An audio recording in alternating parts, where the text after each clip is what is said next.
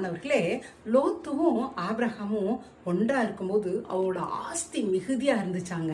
அவங்கனால ஒரு இடத்துல ஒன்றா இருக்கவே முடியலையாங்க. அந்த அளவுக்கு அவங்களுக்கு மிகுதியான ஆஸ்தி இருந்துச்சாங்க. அது மாத்திரம் இல்லை, 2 பேரோட வேலைக்காரர்களுக்கும் கொஞ்சம் பிரச்சனை வந்ததாகவும் ஆதியாகமம் 13 அதிகாரத்தில் பார்க்குறோம். அப்படிதானங்க. இப்போ ஆபிரகாம் எப்பயுமே சமாதானமாக இருக்கிற மனுஷருங்க.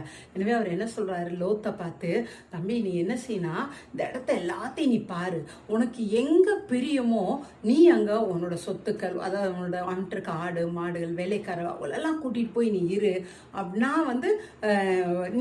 நீ வடக்கு போனால் நான் தெற்கு போகிறேன், நீ கிழக்கு போனால் நான் மேற்கு போகிறேன் அப்படின்னு சொல்கிறாருங்க. இதை கேட்ட உடனே லோத்து என்ன தெரியுங்களா பார்த்தாரு, எங்கே செழிப்பு இருக்குது அப்படின்னு சொல்லி சோதோம் குமாரா பார்வைக்கு பார்த்தா அப்படியே பச்சை பசேன்னு இருந்துச்சுங்க. உடனே அந்த ஊரை செலக்ட் பண்ணி போயிட்டாருங்க. ஆனால் ஆபிரகாம் யாரை தெரியுமா பார்த்தாரு, உன்னதமான தேவனை நோக்கி பார்த்தாருங்க. அவர் ஒன்றும் ஒரு பெஸ்ட் இடத்தெல்லாம் பார்க்கல.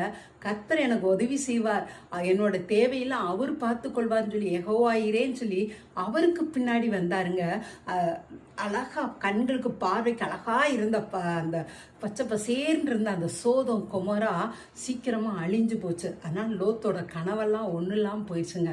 ஆனா கர்த்தரையே நம்பி தன்னுடைய எதிர்கால கனவே கடவுள்னு சொல்லி இருந்த ஆபிரகாமோட செழிப்பு இன்றைக்கு வரைக்கும் இருக்குங்க. பார்த்தீங்களா, இஸ்ரவேல் தேசத்தை எவ்வளோ செழிப்பா இருக்குது பார்த்தீங்களா.